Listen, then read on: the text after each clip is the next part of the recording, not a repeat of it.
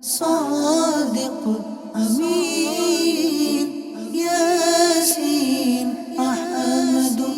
محمد صلى الله عليه وسلم أسماء النبي صلى الله عليه وسلم. الحمد لله رب العالمين والصلاة والسلام على سيد الأنبياء والمرسلين أما بعد فأعوذ بالله من الشيطان الرجيم بسم الله الرحمن الرحيم الصلاة والسلام عليك يا رسول الله وعلى آلك وأصحابك يا حبيب الله الصلاة والسلام عليك يا نبي الله وعلى آلك وأصحابك يا نور الله. مدنی چینل کے ناظرین، الحمدللہ عز و جل مدنی چینل کے ایک خوبصورت سلسلے اسماء النبی صلی اللہ تعالیٰ علیہ وسلم یعنی نبی کریم صلی اللہ تعالیٰ علیہ وسلم کے مبارک ناموں کے سلسلے میں ہم حاضر ہیں. اس سلسلے کے اندر ہم نبی کریم صلی اللہ تعالیٰ علیہ وسلم کے جو اسماء مبارکہ، جو نام مبارک علماء کرام نے اپنی کتابوں کے اندر ذکر کیے ہیں، ان کو سنتے ہیں کہ وہ کون کون سے نام ہیں. اور اس ضمن کے اندر علماء نے جو علمی باتیں حضور علیہ الصلوۃ والسلام کے فضائل و کمالات بیان کیے ہیں، مختصراً ان کو بھی بیان کرنے کی کوشش کی جاتی ہے. اپنے پچھلے کئی سلسلوں کے اندر الحمدللہ عز و جل ہم نے نبی کریم صلی اللہ تعالیٰ علیہ وسلم کے بہت سے نام سنے. آج بھی انشاءاللہ عز و جل کچھ نام نبی کریم صلی اللہ تعالیٰ علیہ وسلم کے اپنے سلسلے کے اندر شامل کریں گے اور انشاءاللہ تبارک و تعالیٰ اس کی برکتیں حاصل کریں گے. جیسا کہ آپ جانتے ہیں کہ اس سلسلے میں جو نام نبی کریم صلی اللہ علیہ وسلم کے ذکر کیے جاتے ہیں، ان میں سے بعض نام تو وہ ہیں کہ جو قرآن مجید فرقان حمید میں ذکر کیے گئے، بعض وہ ہیں کہ جو احادیث طیبہ کے اندر آئے ہیں، بعض وہ ہیں کہ جو پچھلی کتابوں کے اندر موجود تھے، یعنی زبور کے اندر، توریت کے اندر، انجیل کے اندر، دیگر جو آسمانی صحیفے نازل ہوئے اس میں جو نبی کریم صلی اللہ تعالیٰ علیہ وسلم کے نام ذکر کیے گئے ان کا تذکرہ سنتے ہیں. اور کئی نام وہ ہیں کہ علماء کرام نے نبی کریم صلی اللہ تعالیٰ علیہ وسلم کے فضائل کو سامنے رکھتے ہوئے ان ناموں کا تذکرہ کیا ہے کہ یہ نام حضور علیہ الصلوۃ والسلام کے بنتے ہیں.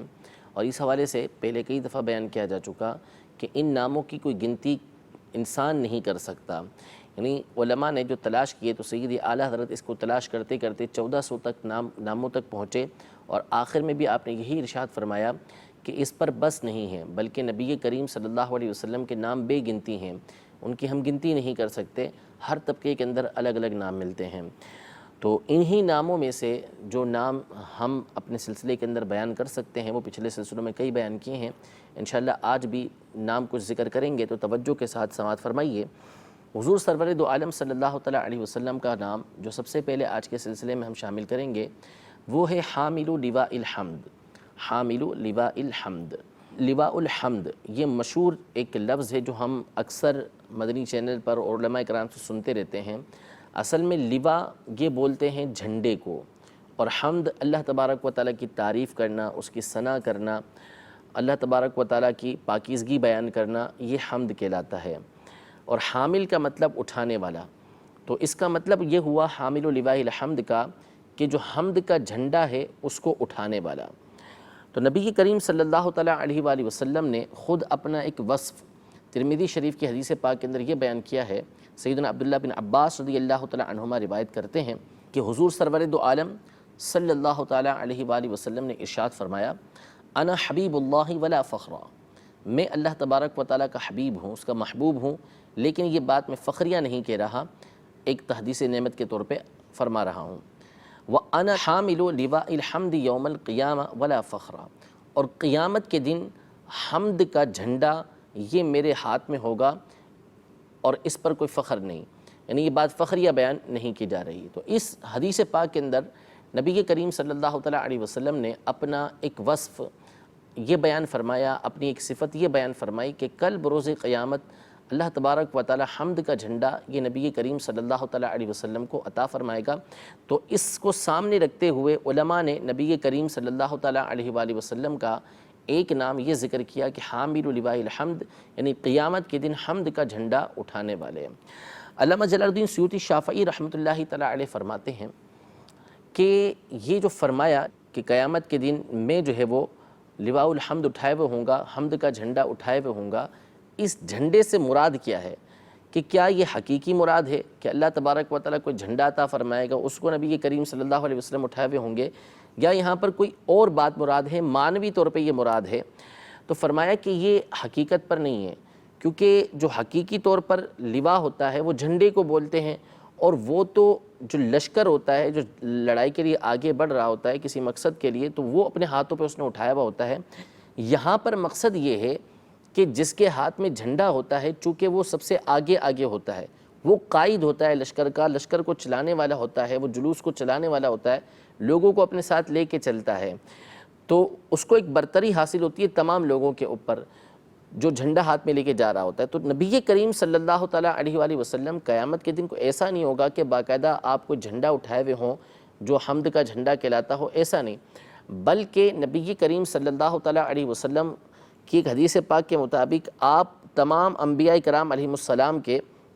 خطیب بھی ہیں، اور آپ علیہ السلام تمام انبیاء کرام علیہ السلام کے امام بھی ہیں، اور اسی طرح تمام لوگوں کے آپ امام ہیں، اور آپ سید الناس تمام لوگوں کے سردار ہیں۔ تو قیامت کے دن اس کا صحیح طریقے سے ظہور ہوگا، اور آپ علیہ السلام تمام لوگوں کے اندر جو ہے وہ امام کے طور پر پہچانے جائیں گے، یعنی سب سے آگے اور سب سے بلند مرتبہ آپ کو نظر آئے گا،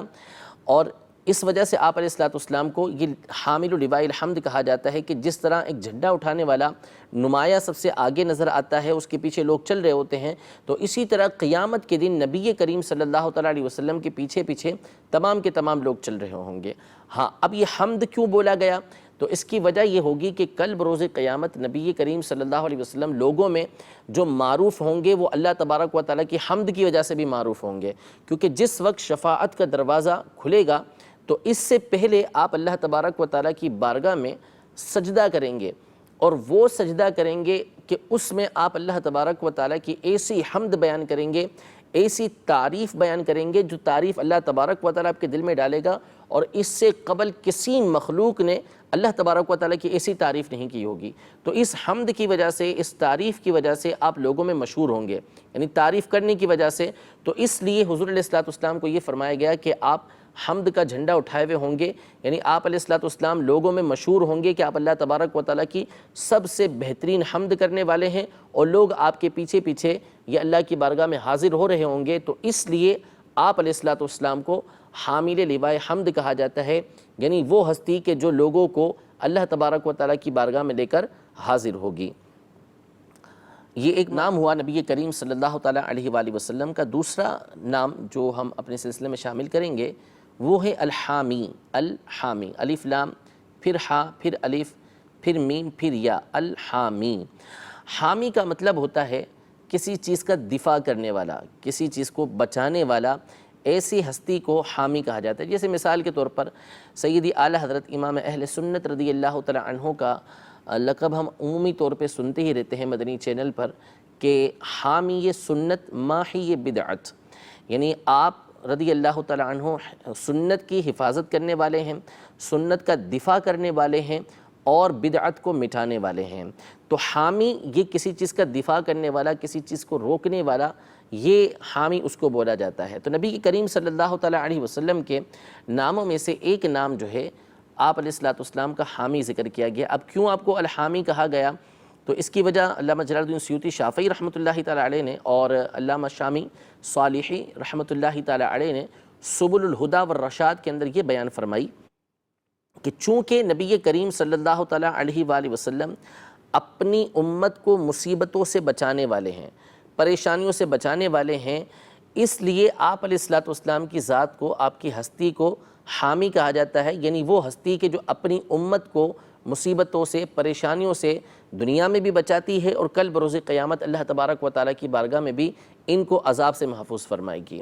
ایک وجہ یہ ہے کہ آپ علیہ السلام چونکہ اپنی امت کو بچانے والے ہیں، اس لیے آپ علیہ السلام کو الحامی کہا جاتا ہے۔ اردو میں بھی اس کا استعمال ہے، جیسے اعلیٰ امام اہل سنت کا شعر بھی ہے جس میں آپ نے قیامت کا پورا منظر باندھا کہ نبی کریم صلی اللہ علیہ وسلم کی بارگاہ میں آپ نے استغاثہ کیا پورا، کہ فرشتے کس طرح پکڑ کے جا رہے ہیں، اور پھر اس کے بعد آپ نے رسول اللہ صلی اللہ علیہ وسلم کو پکارا تو نبی کریم صلی اللہ تعالیٰ علیہ وسلم تشریف لے کر آئے، تو اس میں آپ نے فرمایا لو وہ آیا میرا حامی،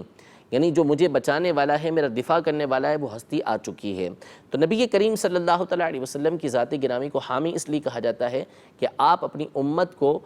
قیامت کا جو ہولناک دن ہوگا اس میں ان کو عذاب جہنم سے محفوظ فرمائیں گے اور جنت کے اندر داخل فرمائیں گے۔ ایک وجہ علماء نے حامی کی یہ بیان کی کہ چونکہ نبی کریم صلی اللہ تعالیٰ علیہ وسلم نے بیت اللہ کا دفاع کیا اور اس سے جو بت تھے، اوثان تھے، برائیاں تھیں، ان کو دور کیا، بیت اللہ کا دفاع کرنے کی وجہ سے آپ علیہ السلام کو حامی کہا جاتا ہے، یعنی وہ ہستی کہ جو اللہ کے گھر کا دفاع کرنے والی ہے، اللہ کے گھر سے برائیوں کو دور کرنے والی ہے۔ ایک اور نام نبی کریم صلی اللہ تعالیٰ علیہ وسلم کا جو ہم آج کے سلسلے کے اندر شامل کریں گے وہ ہے الصادع۔ الصادع یعنی الف لام، پھر صاد، پھر الف، پھر دال، پھر عین، الصادع۔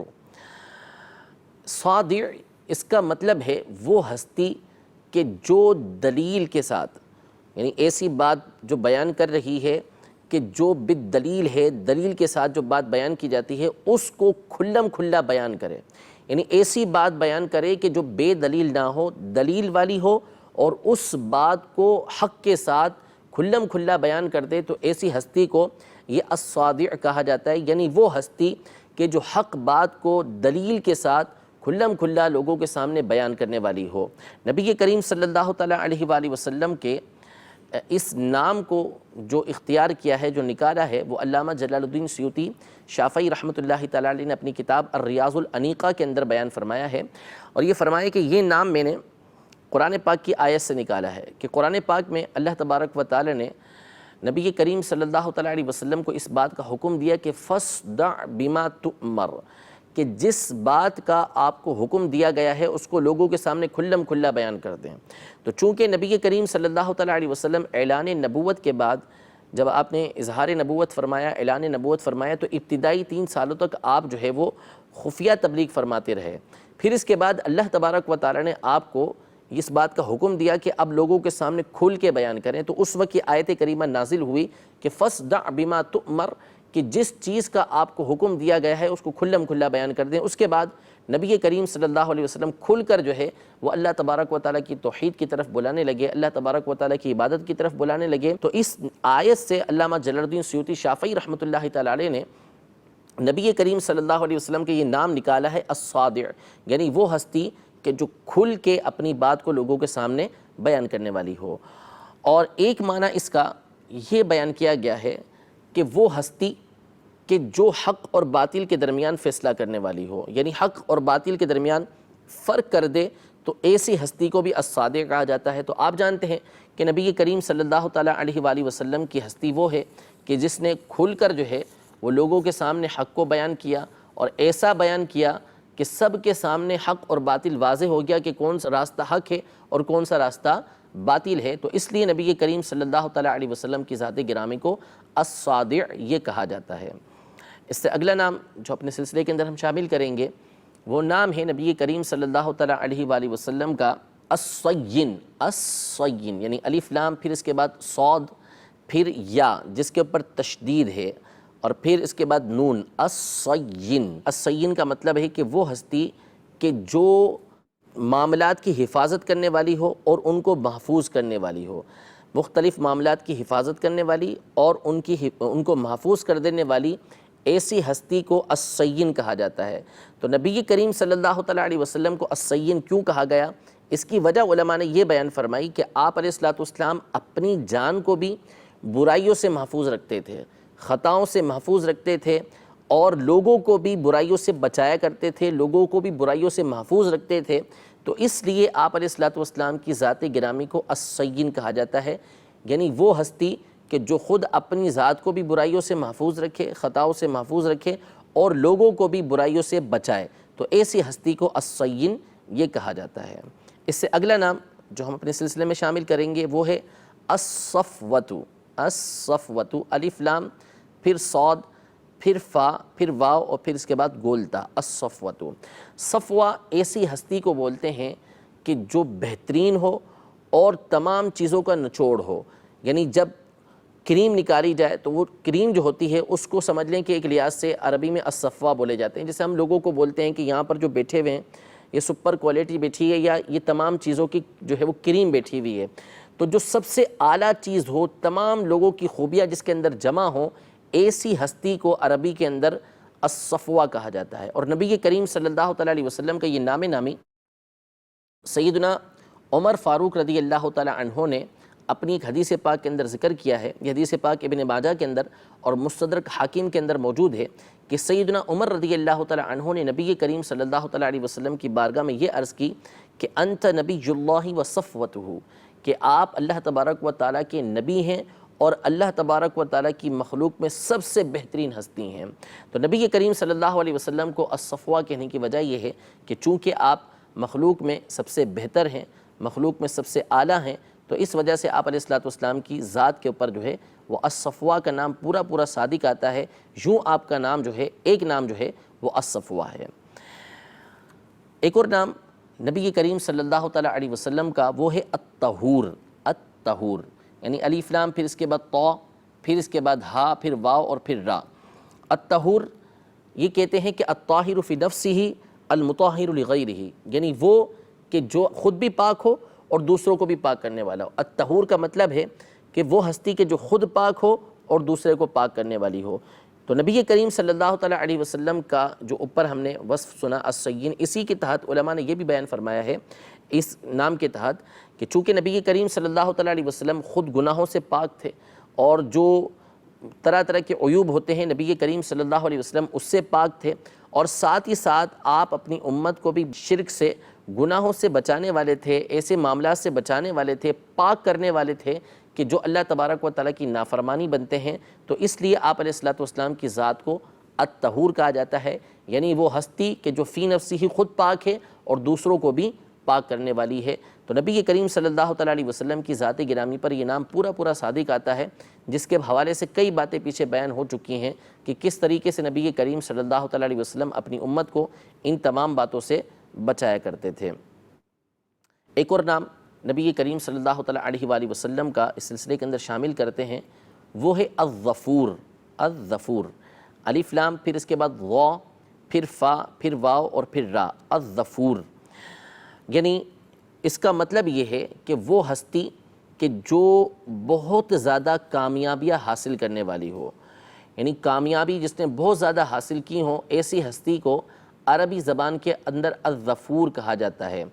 تو چونکہ نبی کریم صلی اللہ تعالیٰ علیہ وسلم دنیا آخرت ہر مقام پر کامیابی حاصل کرنے والے ہیں، جس مقصد کے لیے اللہ تبارک و تعالیٰ نے نبی کریم صلی اللہ تعالیٰ علیہ وسلم کو دنیا کے اندر مبعوث فرمایا، وہ تمام کے تمام کام آپ نے مکمل فرمائے، اور جہاں جہاں آپ نے جو ہے وہ قصد فرمایا، جس کام کا آپ نے ارادہ فرمایا، اس کے اندر آپ نے کامیابی حاصل کی، تو اس لیے نبی کریم صلی اللہ تعالیٰ علیہ وسلم کو الظفور کہا جاتا ہے۔ دنیا کے اعتبار سے دیکھیں تو نبی کریم صلی اللہ تعالیٰ علیہ وسلم کا مقصد تھا اللہ تبارک و تعالیٰ کے پیغام کو پہنچا دینا، مختلف انداز میں آپ علیہ السلام نے پیغام پہنچائے، تو اس کے اندر آپ نے کامیابی حاصل کی، حتیٰ کہ جو حجۃ الوداع کا موقع تھا تو اس میں نبی کریم صلی اللہ تعالیٰ علیہ وسلم نے صحابہ کرام علیہ رضوان سے باقاعدہ سوال کیا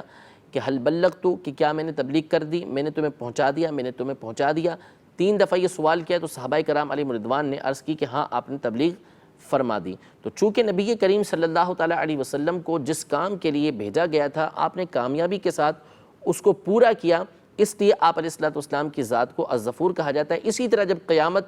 کا دن ہوگا تو وہاں پر بھی آپ کی کامیابیاں جو ہیں وہ لوگوں کے سامنے نظر آئیں گی کہ وہاں آپ کا سب سے بڑا مقصد جو ہوگا وہ اپنی امت کو جہنم سے بچا کر جنت کے اندر داخل کر دینا ہوگا، اور اس مقصد میں جو کامیابی ہوگی وہ ایسی ہوگی کہ جو داروغہ جہنم ہے، جہنم کے اندر جہنم کے جو فرشتے ہیں وہ تک یہ کہیں گے کہ آپ نے اپنی امت کا کوئی فرد اس کے اندر چھوڑا نہیں ہے، سب کو آپ نے داخل جنت یہ فرما دیا ہے۔ تو چونکہ دنیا آخرت ہر مقام پر نبی کریم صلی اللہ تعالیٰ علیہ وسلم کو کامیابی حاصل ہوتی ہے، اس لیے آپ علیہ السلام کی ذات کو یہ الظفور کہا جاتا ہے۔ ایک اور نام نبی کریم صلی اللہ تعالیٰ علیہ وسلم کا یہ ہے الفجر۔ الفجر یعنی جس کو ہم فجر کا وقت بولتے ہیں عام طور پر، تو یہ فجر بھی نبی کریم صلی اللہ تعالیٰ علیہ وسلم کے ناموں میں سے ایک نام ہے۔ حضور علیہ السلام کو یہ نام کیوں دیا گیا؟ اس کی وجہ یہ ہے کہ جس وقت فجر ہوتی ہے تو اس وقت نور پھیلنا شروع ہوتا ہے، دنیا کے اندر روشنی پھیلنا شروع ہوتی ہے۔ تو چونکہ نبی کریم صلی اللہ تعالیٰ علیہ وآلہ وسلم کی ذات گرامی وہ ہے کہ جس طرح صبح ہوتی ہے، فجر ہوتی ہے، تو اس وقت دنیا میں ہر طرف نور پھیلتا ہے۔ تو حضور علیہ السلام جب دنیا میں تشریف لے کر آئے اور آپ نے تبلیغ دین کرنا شروع کی تو لوگوں کو ایمان ملنا شروع ہوا۔ علماء فرماتے ہیں کہ آپ علیہ السلام کو یہ نام اس لیے دیا گیا کہ منہ تفجر الایمان،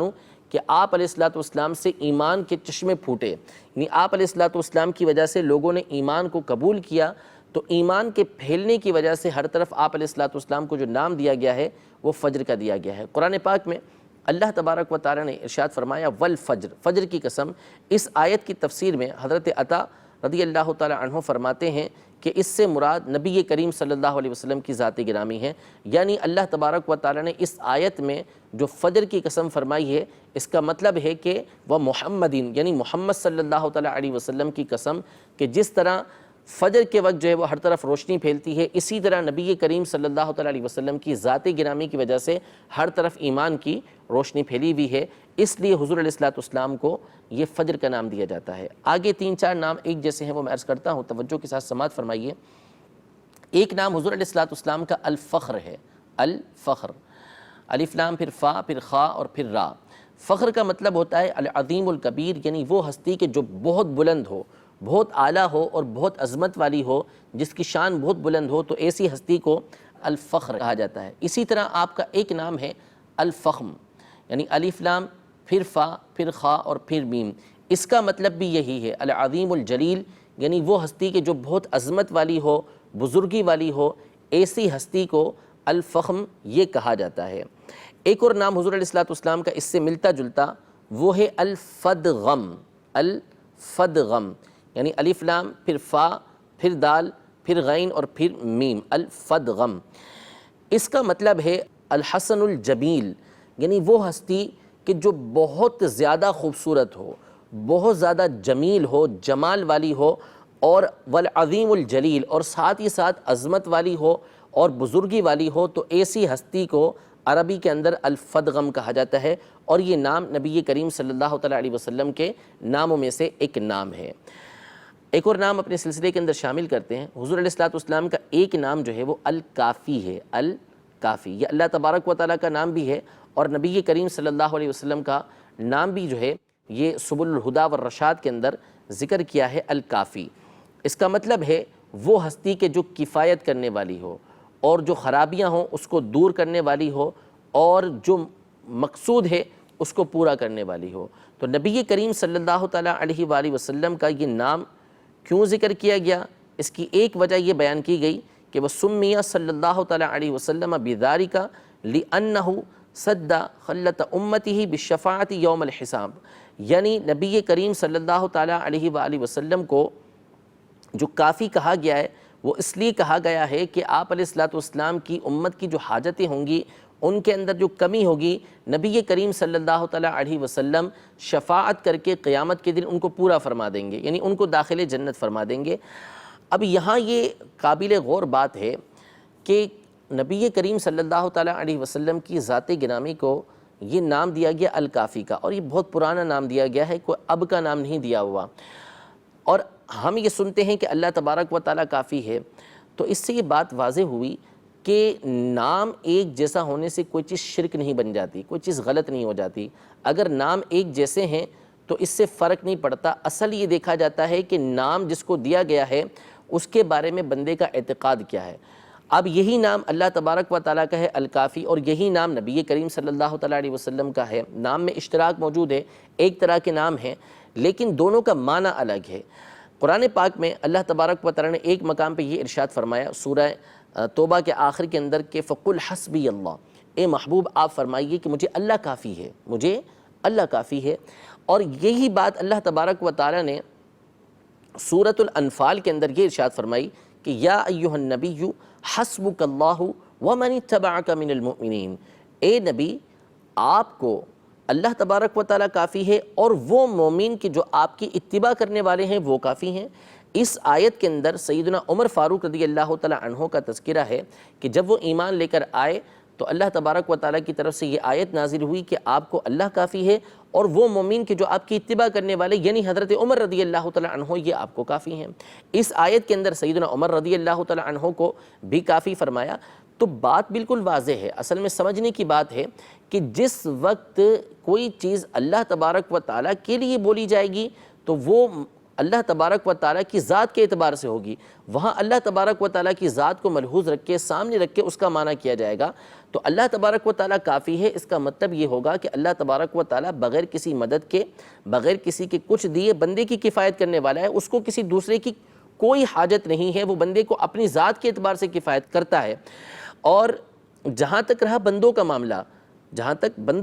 رہا تو چاہے وہ انبیاء کرام علیہ السلام ہوں، چاہے وہ صحابہ کرام علیہ رضوان ہوں، چاہے وہ ملائکہ ہوں، چاہے وہ اولیاء کرام ہوں، ان کے لیے جب یہ بات بولی جائے گی کہ وہ بندوں کو کفایت کرنے والے ہیں تو اس کا مطلب ہوگا